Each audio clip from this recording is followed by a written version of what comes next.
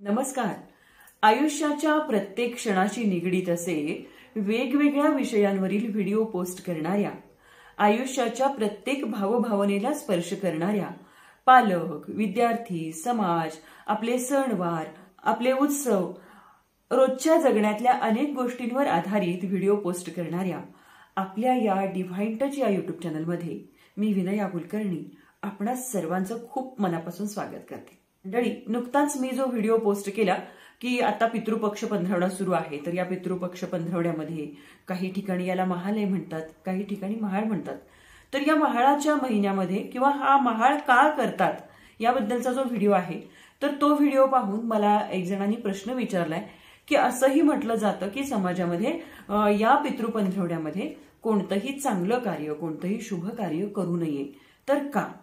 तर या प्रश्नाचं उत्तर मी माझ्या परीनं, माझ्या वाचनात, माझ्या ऐकण्यात किंवा मला जे काही माहीत आहे त्या माहितीवरून मी या प्रश्नाचं उत्तर देण्याचा प्रयत्न करणार आहे.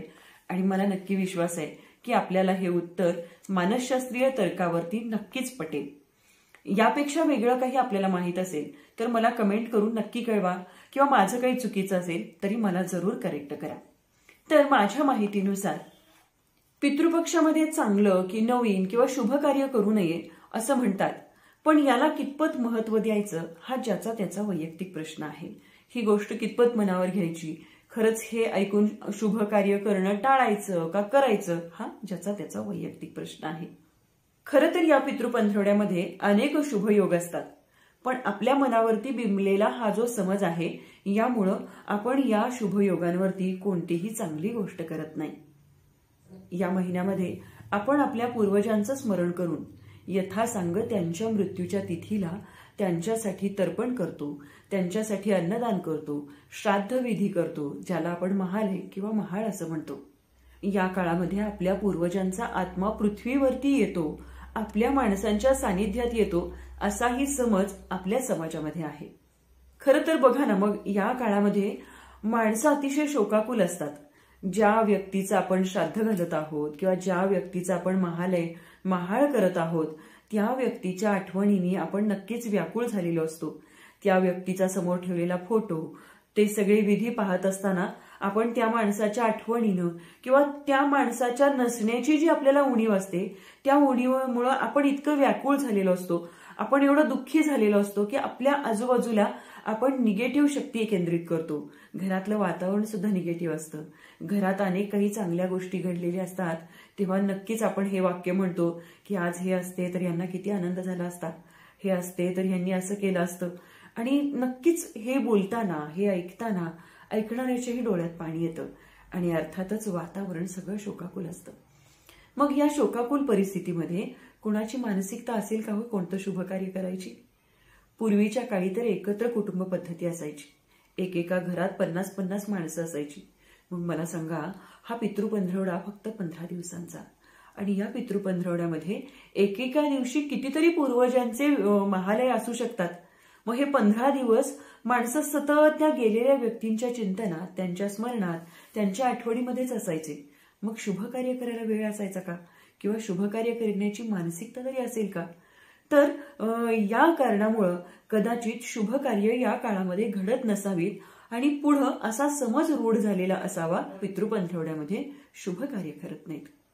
खरं तर बाबतीत मला असंही माझ्या ऐकण्यात आलेलं आहे की खरं तर जर आपले पूर्वज या काळामध्ये आपल्याला भेटायसाठी पृथ्वीवर येत असतात, तर आपल्या पूर्वजांना आपण केलेली प्रगती बघून आनंदच वाटेल आणि ते अधिकच चांगला आशीर्वाद देतील. त्यामुळं खरं तर या पितृपंधरवड्यामध्ये कोणतंही शुभ कार्य करू नये हे खरं तर काही अंशी चुकीचं आहे असं मला वाटतं.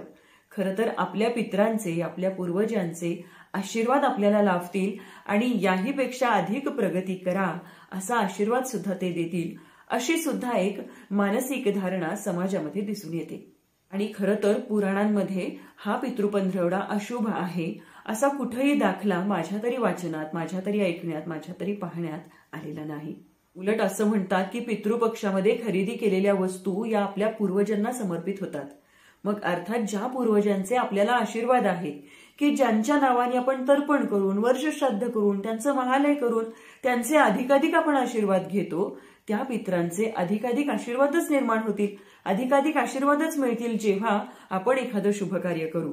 पण आपल्या सगळ्यांची मानसिकता त्यांच्या आठवणीनं, त्यांच्या उणीवेनं अतिशय व्याकुळ अशी असते. दुःखामध्ये आपण असतो आणि यामुळं हा आपल्या समाजामध्ये ही एक रूढ पडलेली असावी की पितृपंधरवड्यामध्ये शुभ कार्य करू नये. आणि ही जी मानसशास्त्रीय बैठक जी समाजामध्ये रूढ झाली आणि या रूढीलाच लोकांनी बलिष्ठ केलं.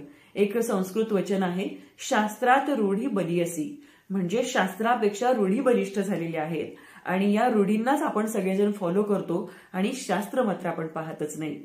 तर या पितृपंधरवड्यामध्ये आपल्याला जर एखादं शुभ कार्य करायचं असेल तर आपण मनात कोणताही किंतु न आणता आपल्या पूर्वजांचं स्मरण करून, आपल्या पूर्वजांचा आशीर्वाद लाभणार आहे असा सकारात्मक दृष्टिकोन मनात ठेवून या पितृपंधरवड्यात जे काही शुभयोग आहेत ते साधण्यासाठी आपण शुभ कार्य केलं तरीही ते चालणार आहे असं माझं मत आहे. पण आपल्या पितरांचे, आपल्या पूर्वजांचे आशीर्वाद आपल्यासोबत सतत आहेत हा एक संकेत जर आपण घेतला तर आपल्या मनात मुळीच ही शंका येणार नाही. तर माझ्या ऐकण्यात, वाचण्यात, पाहण्यात जे काही आलं त्यानुसार पितृपंधरवड्यामध्ये शुभ कार्य का करू नये या प्रश्नाचं उत्तर मी माझ्या परीने आपणास देण्याचा प्रयत्न केलाय. आपल्याला हे उत्तर कसं वाटलं मला कमेंट करून नक्की कळवा. व्हिडिओ शेवटपर्यंत पाहिल्याबद्दल मनापासून आभार. भेटूया पुन्हा पुढच्या व्हिडिओमध्ये. तोपर्यंत नमस्कार.